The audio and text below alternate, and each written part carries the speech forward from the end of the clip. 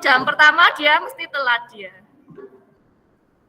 Oke, baik anak-anak yang sebelum liburan tahun lalu, kalian sudah pernah Bu Ino tugaskan untuk mengerjakan LKS pelajaran 3 tema A, tentang sifat-sifat gereja. Nah, hari ini kita jelaskan, Bu Ino akan menjelaskan, karena ini juga termasuk dalam K4 kalian, di mana kalian harus bisa menjelaskan sifat gereja dengan bahasa kalian sendiri serta menyebutkan contoh-contohnya masing-masing dengan membawa gambar.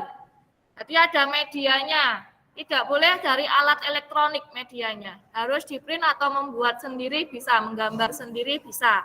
Nanti Bu Ino kasih contoh simbol atau gambar.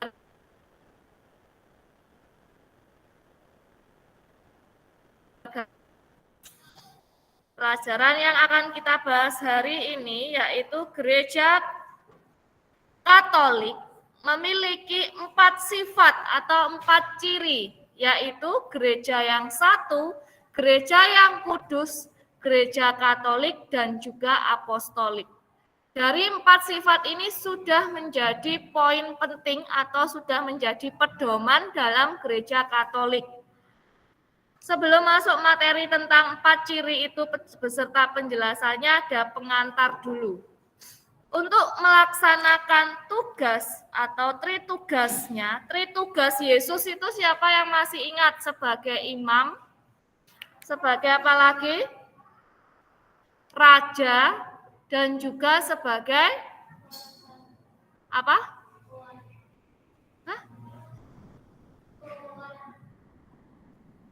Imam, raja, dan nabi. Jadi ada 3 tritugas Yesus, yaitu imam, nabi, raja. Di sini ada sebagai imam, nabi, dan raja. Kurang besar ya. Sebentar Bu Ino besarkan.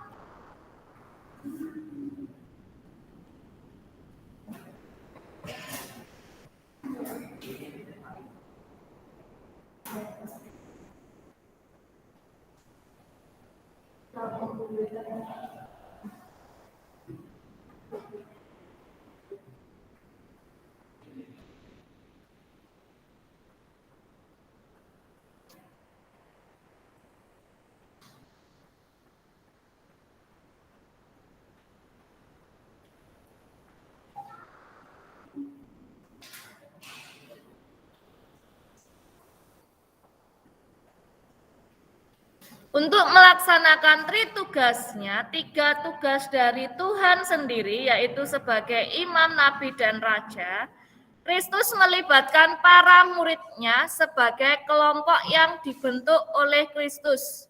Ada 12 rasul. Para murid menanggapi panggilannya dengan menunjukkan ciri-ciri hidup tertentu sebagaimana dikehendaki oleh Kristus pendirinya. Ciri-ciri jemaat perdana, siapa yang masih ingat? Ciri-ciri jemaat perdana. Jemaat perdana ialah murid Yesus 12 rasul yang membentuk dalam satu kelompok setelah Yesus wafat, Yesus bangkit, Yesus naik ke surga. Dia mendirikan satu kelompok untuk tinggal atau hidup bersama-sama untuk menjalankan apa saja yang sudah ditugaskan oleh Yesus. Jadi sebelum ada umat Katolik yang sangat banyak di seluruh dunia, itu yang pertama kali yang mendirikan ini ialah jemaat perdana ini. Setelah itu berkembang lagi, dia membaptis banyak orang, berkembang lagi, akhirnya seluruh dunia pun banyak yang mengikuti Tuhan Yesus. Awalnya itu yang membuat Gereja Katolik ada atau agama yang meyakini Kristus itu ialah jemaat perdana itu sendiri. Nah, mereka nanti memiliki ciri, akan Bu Ino jelaskan ciri-cirinya apa saja itu nanti dulu. Sekarang pengantarnya dulu. Sebagaimana kumpulan yang mengenal dan percaya Kristus, para murid disebut sebagai gereja perdana. Ini yang Bu Ino maksud tadi. Gereja adalah kumpulan umat beriman yang percaya kepada Kristus. Kita semuanya, seluruh agama ini memang percaya pada satu Tuhan. Ada dalam sila pertama, ketuhanan yang Maha Esa. Tetapi Untuk gereja sendiri itu percaya juga beriman pada Kristus. Umat Islam tidak percaya atau beriman pada Kristus kan ya. Hanya umat Katolik yang percaya atau umat Kristiani yang percaya pada Kristus. Maka gereja adalah kumpulan umat beriman pada Kristus yang memiliki kesatuan yang tidak terpisahkan sebagaimana tubuh dari kepalanya. Tubuh adalah umat Allah sendiri, sedangkan kepala adalah Kristus sendiri. Tubuh siapa? Umat Allah. Kepala siapa? Kristus. Ojo ngamun, baru dikasih tahu sebentar ditanya sudah lupa, enggak bisa. Tubuh adalah umat Allah, kepala adalah Kristus sendiri. Setiap makhluk hidup, bahkan negara memiliki cara hidup atau ciri-ciri tersendiri yang membedakannya dari makhluk hidup, kota, kelompok, atau negara lain. Ciri-ciri khusus yang dimiliki oleh setiap kota, kelompok, atau negara tersebut merupakan suatu keistimewaan yang dapat menjadi daya tarik sekaligus keunggulan. Kristus menegaskan pada para muridnya untuk selalu menunjukkan sikap serta ciri-ciri kehidupan tertentu. Maka gereja terpanggil untuk mewujudkan ciri-ciri sebagai komunitas, yaitu satu, kudus, apalagi 4 ciri gereja tadi, satu, kudus, Katolik, dan apostolik. Kamera jangan dimatikan ya. Berikutnya, 4 ciri gereja Katolik. 1. Menegaskan bahwa gereja sebagai kumpulan orang-orang beriman kepada Kristus hendaknya berhimpun menjadi umat Allah dan satu tubuh. Ini ada dalam LKS-mu. Kalian bisa tandai dulu LKS-nya. Kasih stabilo atau diberi apa?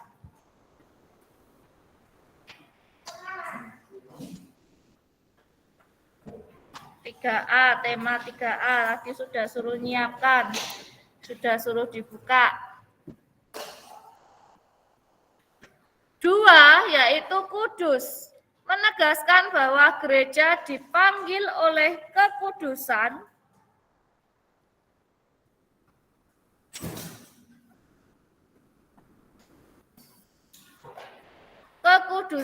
oleh Tuhan. Ini harus tahu artinya masing-masing ya, harus hafal, ingat. Kategori kudus yang dimaksudkan menegaskan bahwa gereja merupakan kumpulan orang-orang beriman yang terpanggil untuk hidup suci, yaitu hidup sesuai dengan kehendak Allah. Yang ketiga ialah Katolik. Mengandung arti gereja yang utuh, lengkap, tidak hanya setengah atau sebagian dalam menerapkan sistem yang berlaku dalam gereja. Nah, ternyata gereja Katolik juga memiliki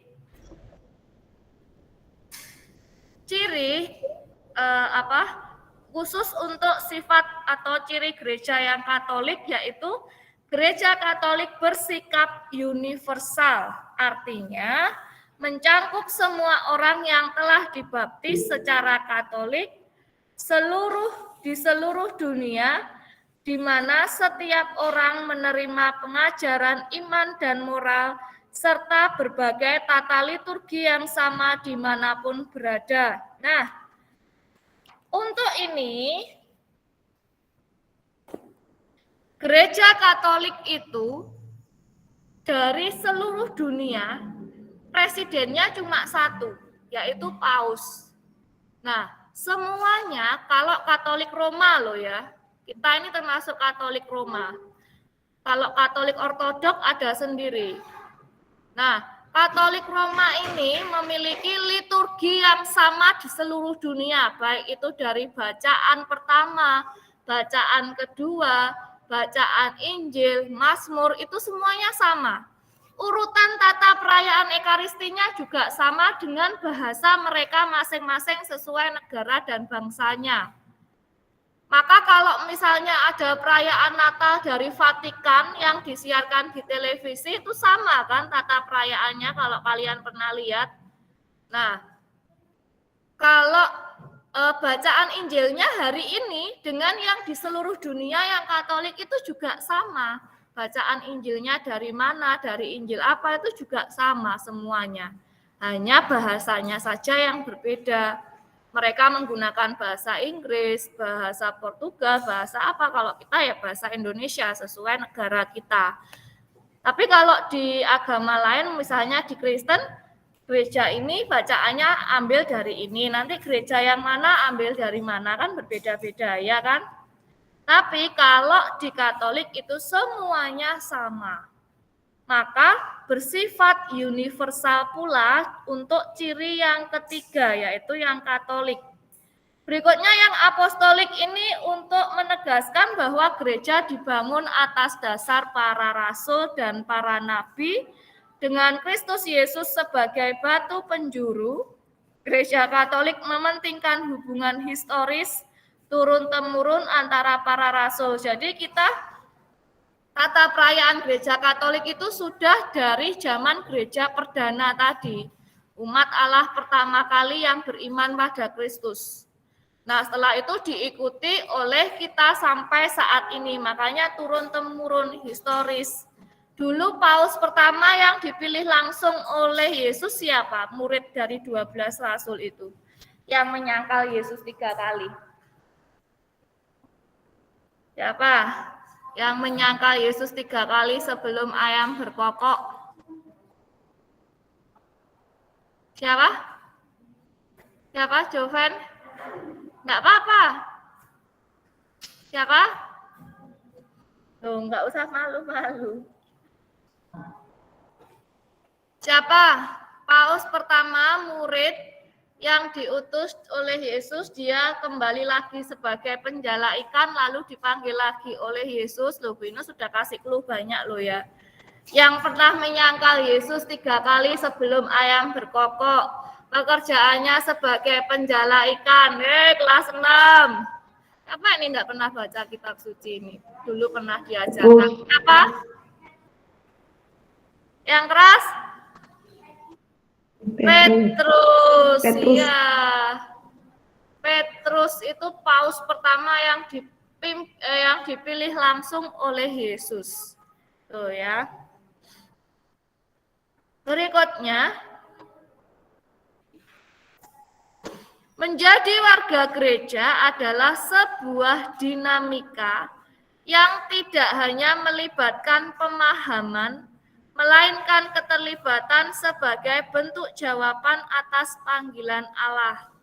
Maka sebagai kumpulan yang mengenal dan percaya kepada Kristus, para murid disebut sebagai gereja perdana. Gereja adalah kumpulan umat beriman kepada Kristus yang memiliki kesatuan yang tidak terpisahkan sebagaimana tubuh dari kepalanya. Ini di awal tadi sudah Bu Ino jelaskan. Jemaat yang hidup dalam persekutuan, gereja itu digarisbawahi. Terus gereja perdana itu juga digarisbawahi. Poin yang kedua, poin yang ketiga itu. Jemaat yang hidup dalam persekutuan dan beriman kepada Kristus dikuduskan oleh Roh Kudus. Dikuduskan oleh Roh Kudus juga digarisbawahi. Langsung mendapat pencurahan Roh Kudus pada saat 50 hari sesudah Yesus wafat yang disebut dengan Hari Raya turunnya Roh Kudus atas para rasul. Hari Raya apa? Hah? Pentakosta. Oh, sudah lupa semua nih hari raya Katolik ini. Hari raya Katolik ada apa saja sih? Paskah, artinya apa?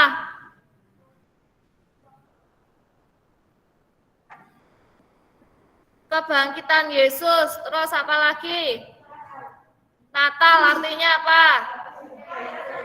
Kelahiran Yesus, terus apa lagi? Pentakosta apa? Pak tadi baru Bu Ino jelaskan. turunnya Roh Kudus atas para rasul. Terus apa lagi? Ayo yang Katolik. Kamis putih itu apa? Ya dulu Kamis putihnya apa dulu? Yesus membasuh kaki para rasul. Dulu kalian disuruh presentasi loh kelas 4 yang hari raya ini. Sudah lupa, hanya sekilas lewat saja. Terus setelah itu Jumat Agung memperingati apa? Jumat Agung, kita malah merah di tanggal Jumat Agung, bukan Paskahnya. Kebetulan Paskahnya diambil sehari Minggu, karena hari Jumat pasti hari Jumat yang dipakai. Jadi merah lagi hari karena Minggu. Jumat Agung itu merah itu loh. Setelah Kamis Putih, Yesus berdoa di Taman Getsemani. Setelah itu Jumat Agung, Yesus diapakan? Disalibkan. Iya, disalibkan. Yesus wafat. Sabtu Suci menjelang Yesus bangkit. Kemudian Paskah kebangkitan Yesus. Ada Minggu Palma. Minggu Palma itu apa? Nggak tahu Bu, yang penting ke gereja disuruh bawa daun palem gitu toh kamu mesti mengikuti. Apa itu Minggu Palma? Yesus masuk ke gerbang. Gerbang mana? Belum meninggal kok masuk gerbang surga itu. Ojo ngesro kamu Troy. Gerbang apa? Kota Yerusalem. Dieluk-elukan sebagai raja. Ada Rabu Abu. Masuk dalam masa pertobatan. Banyak dalam gereja Katolik. Dulu kelas 4 sudah ada itu hari raya Epifani. Terus kemudian Epifani itu penampakan dari 3 raja dari timur. Sudah lupa semuanya wes. Iyalah. Kalau kalian nanti pengen ingat terus nggak lupa, kayak Bu Ino aja jadi guru agama, nanti nggak lupa terus diingat aja karena kan yang diajarkan pelajarannya itu toh. Oke. Harus diingat-ingat loh ya, kelas 6 nanti pasti itu ada itu di ujian sekolah. Kalian ujian sekolah itu ada ujian agama. Hanya harus diingat-ingat kembali. Para rasul diberi kuasa oleh Yesus untuk mengadakan mujizat. Jadi 12 rasul Yesus, kecuali siapa yang meninggal duluan? Yang menyerahkan Yesus? Yudas Iskariot itu diberi kuasa oleh Yesus untuk membuat mujizat. Bisa menyembuhkan orang. Tetapi tidak seahli atau sepintar Yesus dalam mengadakan mujizat karena memang Yesus adalah anak Allah. Gereja diutus ke dunia untuk membangun kerajaan Allah. Kerajaan Allah digarisbawahi itu tugas gereja di dunia ini. Tugas gereja yaitu untuk membangun kerajaan Allah di dunia. Salah satu bentuk wujud syukur manusia kepada Allah adalah berdoa. Allah akan selalu mencari manusia apabila mereka mengalami kesesatan karena jatuh ke dalam dosa dan berusaha bertobat karena rahmat Roh Kudus.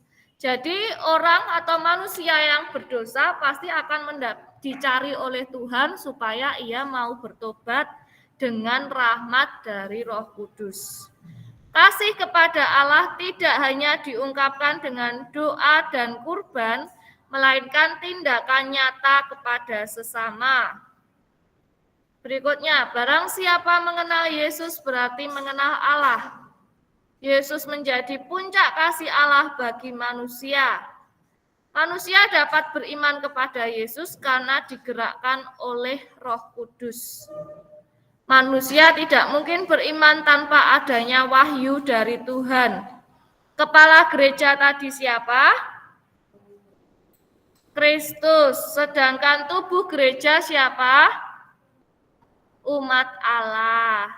Sumber keselamatan bagi manusia adalah Allah sendiri.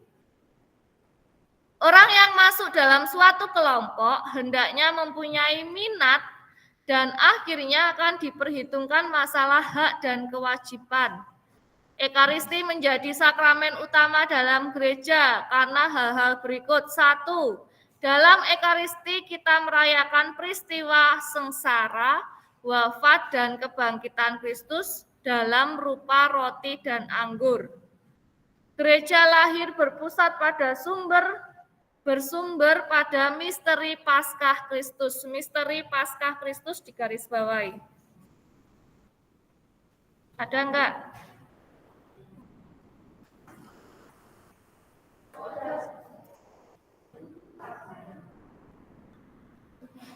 Poin 18.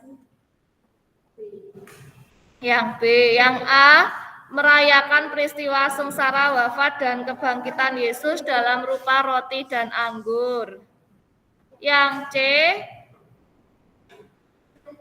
ya, pembebasan manusia dari dosa, digarisbawahi. Ekaristi menjadi pusat seluruh kehidupan Kristen, sebab dalam perayaan Ekaristi terletak puncak karya Allah yang menguduskan dan puncak karya manusia memuliakan Bapa lewat Yesus Kristus, Putera Allah dan Roh Kudus. Sekarang kita lihat gambar-gambarnya. Ini ialah simbol yang satu, one, Holy, Kudus, Katolik, dan Apostolik. Potong ini ya, besaran di sini. Nah, Apostolik. Nanti kalian bisa cari gambarnya salib kan banyak toh. Gambar globe ini kan juga banyak. Terus gambar paus ini juga banyak. Yang buan ini boleh angka 1, terus boleh simbol apa, boleh pakai ini juga. Untuk menjelaskan tentang 4 sifat atau 4 ciri gereja Katolik. Nah, sekarang di sini contoh-contohnya belum ada, tapi sepertinya ditanyakan di LKS-mu. Bentar, Bu Ino lihat dulu.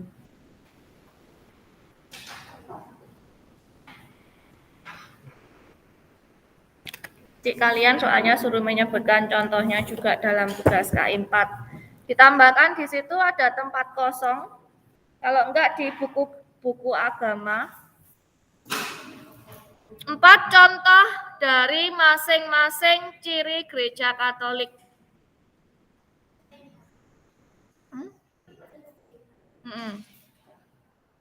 4 contoh dari masing-masing, enggak di mood ya, mesti ditulis, orang suruh nulis kok. 4 contoh dari masing-masing ciri gereja Katolik. Yang pertama 1.2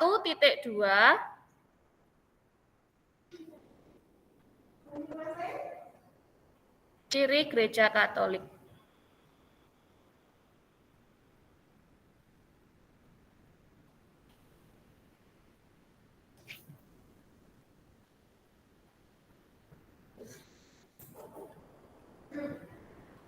Satu titik dua contohnya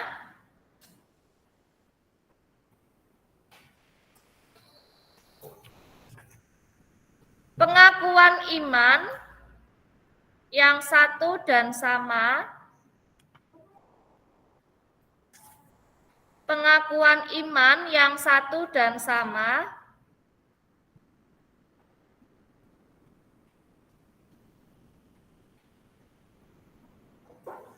yang diwariskan oleh para rasul, yang diwariskan oleh para rasul.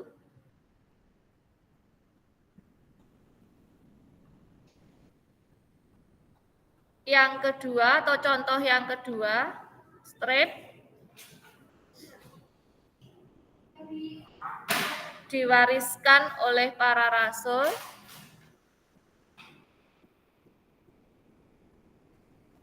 Contoh kedua atau B, perayaan ibadat bersama.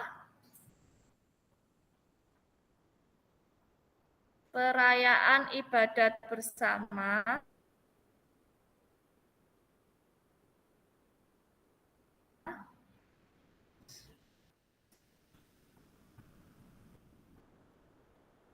Sakramen-sakramen dalam Gereja Katolik. Yang C atau yang ketiga, sakramen-sakramen dalam Gereja Katolik. Itu merupakan contoh-contoh dari sifat gereja satu. Jadi ada pengakuan iman yang satu dan sama yang diwariskan oleh para rasul, terus kemudian perayaan ibadat bersama, serta sakramen-sakramen dalam Gereja Katolik kelas 3. Sakramen dalam Gereja Katolik ada berapa? Di kelas 3 ini pelajarannya. 7, pinter. Ada 7 sakramen dalam Gereja Katolik. Baptis, Ekaristi, Krisma, perminyakan, pengakuan dosa atau tobat, imamat, serta sakramen perkawinan. Jadi ada 7 sakramen dalam Gereja Katolik. Lupa semuanya, oke. Berikutnya, contoh yang kedua yaitu kudus. Makanya tadi Bu Ino suruh, itu tadi contoh dari yang satu. Sekarang contoh yang kedua yaitu kudus, misalnya titik 2. Tadi Bu Ino suruh di kertas atau di buku agama, nggak cukup kalau di situ. Yang kedua kudus, misalnya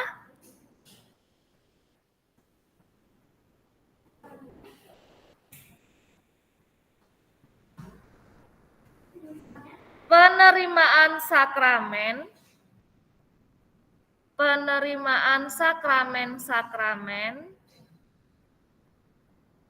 seperti sakramen baptis. Itu merupakan suatu peristiwa atau perayaan yang kudus. Penerimaan sakramen-sakramen seperti sakramen kudus. Karena kita menerima rahmat kudus dari Tuhan.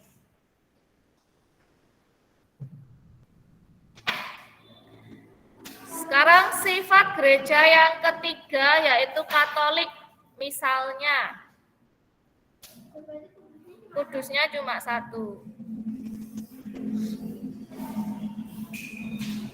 Sakramen imamat itu juga bisa menerima rahmat kekudusan dari Tuhan. Yang termasuk kudus tadi, selain sakramen baptis. Misalnya, sikap terbuka dan menghormati. Contoh yang Katolik yaitu titik 2, sikap terbuka dan menghormati.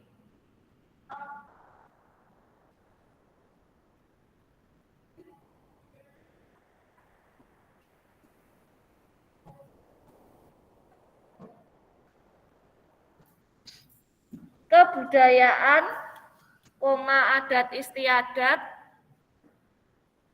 PH agama tanggal berapa? Belum dibagi sama Bu Mata. Saya sudah lupa.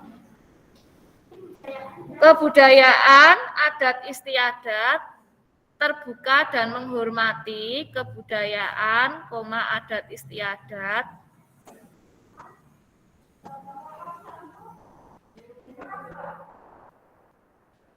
Sikap terbuka dan menghormati kebudayaan, adat istiadat. Bahkan agama bangsa manapun. Menghormati kok menghargai. Bahkan agama bangsa manapun. Bahkan agama bangsa manapun. Contoh yang kedua dari Katolik ini, tidak cukup. Contoh yang kedua dari Katolik ini,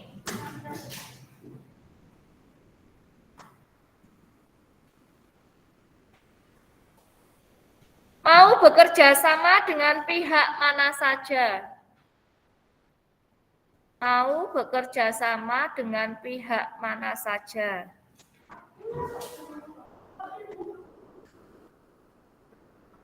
Mau bekerja sama dengan pihak mana saja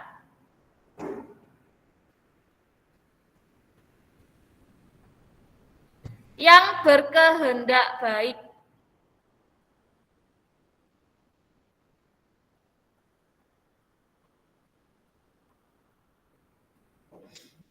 C atau contoh yang ketiga,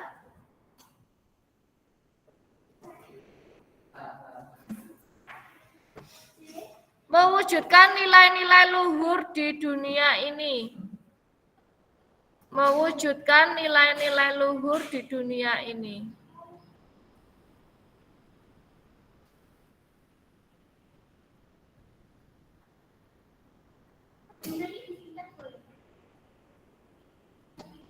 Pokoknya kamu mengerti dengan tulisanmu sendiri. Mewujudkan nilai-nilai luhur di dunia ini. Sekarang contoh dari ciri yang keempat, yaitu apostolik.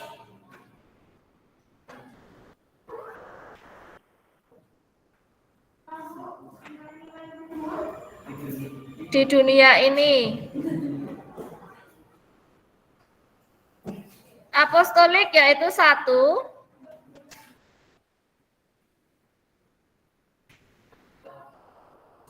contoh yang pertama, gereja setia dan mempelajari Injil. Gereja yang selalu setia dan mempelajari Injil. Yang selalu setia dan mempelajari Injil.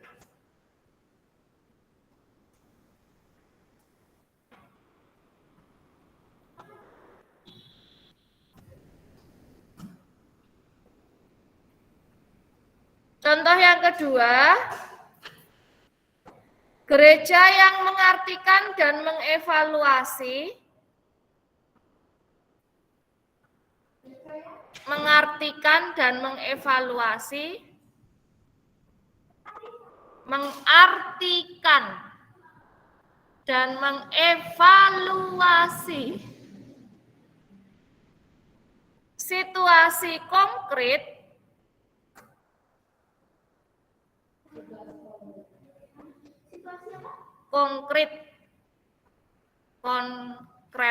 tulisannya KONKRET,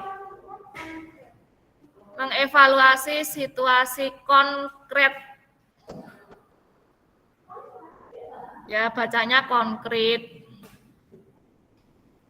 dengan iman gereja para rasul. Iman gereja para rasul. Sekarang kita lihat LKS-nya, halaman 8.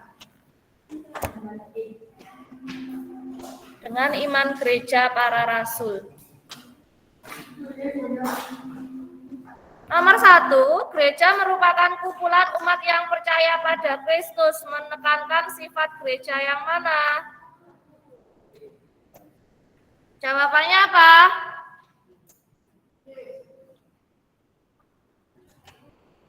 Satu dan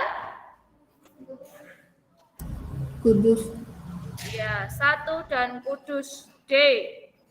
Nomor 2, Gereja kelompok orang yang percaya kepada Allah melalui Yesus Kristus. Dengan kata lain, gereja adalah umat Allah. C. Nomor 2 C. Nanti kuncinya Bu Ino kirim di GCR. Dalam tata perayaan Ekaristi, setelah khotbah atau homili, umat diminta untuk memperbarui iman kepercayaan dengan mengucapkan doa credo atau doa aku percaya itu sama dengan doa syahadat para rasul. D. Nomor 3 D. Sifat-sifat gereja yang mana saja? 1. Kudus, Katolik, dan Apostolik. Yang D. Nomor 5. Perhatikan pernyataan di bawah ini. Ketika orang dibaptis, ia menerima tugas gereja. Tadi di awal Bu Ino sudah katakan tugas gereja. Yang mana saja? Imam, raja, dan berarti 1, 3, dan 5. B. Nomor 1 Romawi 2. Untuk menjadi anggota gereja, seseorang harus terlebih dahulu dibaptis. Pintar, dibaptis. Nomor 2, gereja dibangun atas dasar para rasul dan nabi. Itu merupakan gereja bersifat apa? Apostolik. Pokoknya kalau para rasul itu selalu sifat gereja yang keempat, yaitu apostolik. Gereja lahir, berpusat, dan bersumber pada misteri Paskah Kristus. Ada dalam ringkasannya kan? Sebagai anggota gereja, kita diharapkan mampu menjalankan tugas atau kewajiban kita dengan penuh tanggung jawab. Boleh. Dalam liturgi Ekaristi, umat menyatakan kepercayaan akan Kristus yang telah wafat, sungguh bangkit, dan sungguh akan datang kembali disebut doa apa? Yang hostinya diangkat. Terus setelah itu bunyi ring, ring. Doa apa itu? Doa syukur agung. Arti gereja ada kan dalam ringkasan kalian?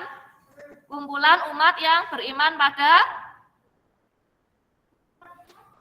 Kristus. Dilihat sendiri di ringkasannya itu.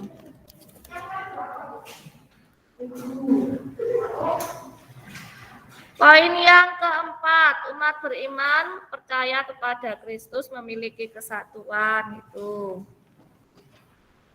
Sebutkan dan jelaskan sifat-sifat gereja. Tadi ada di poin yang pertama. Mengapa cara hidup jemaat perdana pantas diteladani?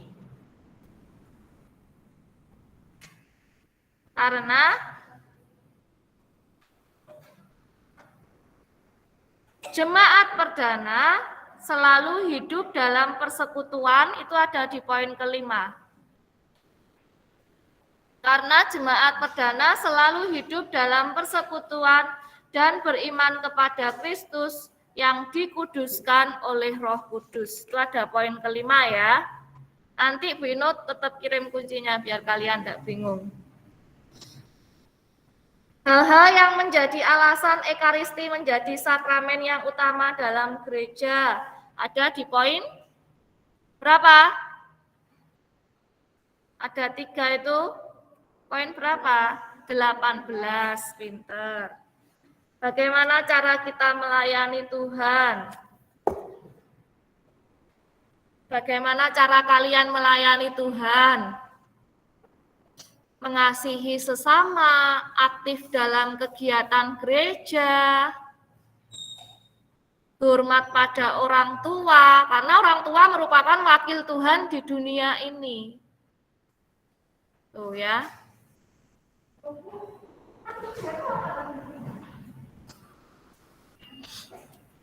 Nomor 3 tadi jawabannya di mana?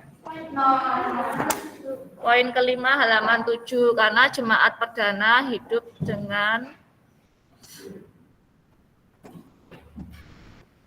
tuh.